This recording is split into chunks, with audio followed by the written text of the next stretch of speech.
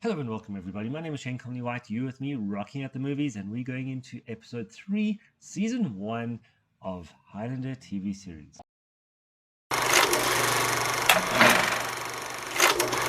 I'm Duncan MacLeod of the clan MacLeod, born 400 years ago in the well, no, not really. That was a TV show called Highlander. So, just listen to Rocking at the Movies with me, Adrian Paul and Shane Comley-White, and you'll learn some interesting facts. Yes, and we're back, and we are going to be breaking down a little bit about another immortal who's part of this episode, and his name is Kiem Sun. So he was actually born in the Sung dynasty in about 1276, or that was when his first death was. He actually died in a battle against the Mongol army, and that was under Kublai Khan. Okay, I didn't even know that there was another one. I thought his name was Genghis Khan, but you never know. I'm actually quite bad when it comes to that kind of history. So please do me a favor. Tell me about Kublai Khan. Drop us a comment below and see, because I'd like to know a little bit more about him. And if you can let me know, educate me, I'll try to educate you with other stuff about Highlander. So he was found by Mei Ling Shen, and she kind of took him in and started teaching him about the ways of the immortal life and what was needed and all the sword fighting and all that. But she kind of saw him as a bad student. She knew that there was something wrong. So Duncan met him and they became friends. And the two of them actually came across an alchemist. Now, alchemists were like witch doctors or medical people who used to play around with a lot of different herbs and spices and different how can I say, rituals to help heal people back in those days. So alchemy is turning one thing into another. So, for example, you can turn coal into diamond. That's a natural form of alchemy. Or you can actually do the mining into gold. That's another one. And there's a lot of theories that go behind it. But in this case, they were told about a particular root that if it was mixed properly and with the correct ingredients and the correct amounts of ingredients, you could actually come up with something that was very, very good for the human race. However, if it was done incorrectly, it could be extremely detrimental to the humans who would actually ingest this particular root.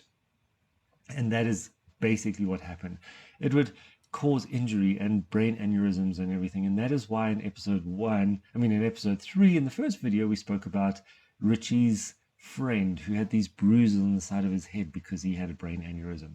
And that is what linked Duncan to realize that it's something similar to do with Kiem Sun's alchemy practice. So Kiem Sun, about in 1780, he moved into a monastery, onto holy ground, because you know that the immortals are not allowed to battle on holy ground. It would be extremely bad, and there's obviously consequences if you do. So they found holy ground as a bit of a refuge.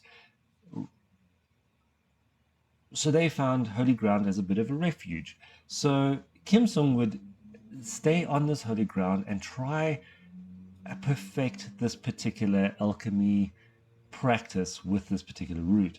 And at one stage he calls Duncan and he says, I've perfected it over many, many hundreds of years. I've added this and I've added that, a little bit too much of that and a little bit less of this. And what would you come up with? And Duncan goes, stuffing for chicken or turkey. Yeah. So it was quite interesting. And then obviously he demonstrates it to Duncan. And then this is where Duncan notices the marks after the battle of these two, how can you say, test dummies or guinea pigs when it comes to this particular route.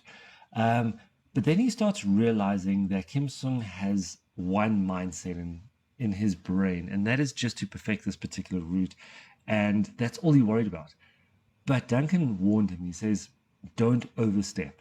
Don't do anything that is bad and that's going to hurt people and it's going to cause lots of problems. If you do, Duncan's then going to step in.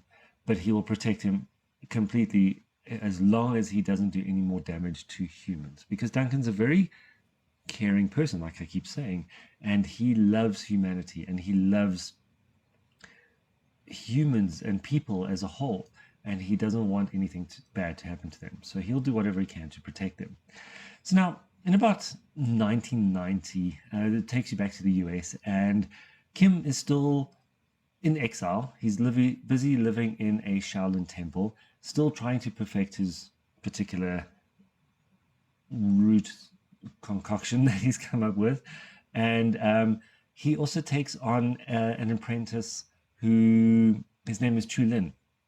And Chu Lin decides, like I said earlier, he doesn't want to be in the monastery anymore. He doesn't want to be poor. He wants money. And so he steals this particular root and or this antidote or this nectar, if you want to call it that, and he starts using it for his own personal gain, which obviously brings Duncan forward to try find out what is going on, and he hunts down or he tracks down Kiem Sun. And this is where it kind of gets to the root of the matter, if you want to if you want to say that. It's actually quite funny. But yeah, so Duncan starts an investigation with Kiem Sun, and they try find out where Chu Lin has gone. And the reason for that is because he wants to recover the rest of his stash. Again, also so he can take it off the street so it doesn't harm anyone else. Well, that's what we think it actually is. But it actually turns out that he wants that particular root for himself. He wants to become the strongest immortal out there. And the way he's going to do that, and I hope that you've watched this because this is going to be a bit of a spoiler, is he wants to give that, how can I say, not antidote. He wants to give that serum, let's use it as serum, to other humans so that they can go and hunt down other immortals, while he can then sit back and watch the immortals die in front of him, and then he can gain the power from the quickening. We haven't actually spoken about the quickening, so we'll be doing that very, very soon, don't stress. And so he can actually get the power from each immortal after they are killed. And main reason is because he lost his fighting ability and skill and practice, because he's been sitting down for hundreds of years in a temple on holy ground, not practicing and honing his fighting ability, because he was just trying to figure out how this route would actually work. So he got scared, and his mindset changed to look after himself. So it became a very, very self-centered goal or drive or passion, unfortunately. But that's what it is. Greed and fear affects all of us, even mortals. Who would have thought? So Duncan promised him one thing. He said he will protect him as long as he doesn't cross the line. Towards the end of the episode, Duncan realizes he's crossed the line, especially when Kiem Sun tries to battle Duncan in a warehouse in a factory because he spilt and ruined the rest of that antidote or serum. And that is where Duncan says, I'm sorry, I promised you something. I'll protect you as long as you don't cross the line. And then he basically says, you've crossed the line. The next time we cross paths is where we'll be crossing swords for real. And that's when it's game on.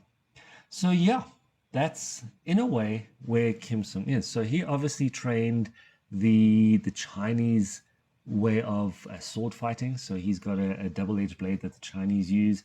Very, very nice weapon that he does actually use. I've tried to do a little bit of Chinese sword fighting before when it comes to the Wing Chun side of things.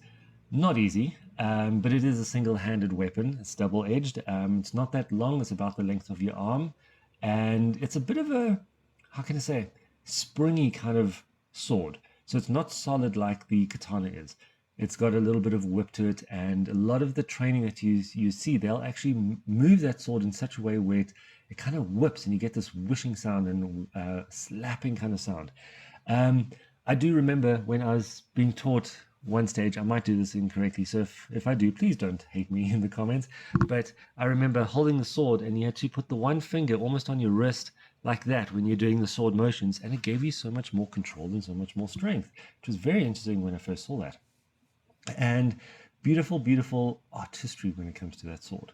So yeah, he died in 1276, like I mentioned earlier, and he was in a battle with the Mongolians at the time, or the Mongol army, and that's how he became immortal.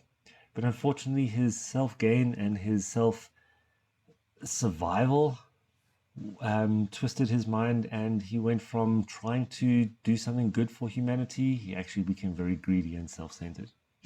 What are your thoughts? Do you think that it is right to portray some immortals as, how can I say, twisted? Or are they not meant to have the same kind of struggles that humans do when it comes to greed and power? Drop us a comment, see what you think.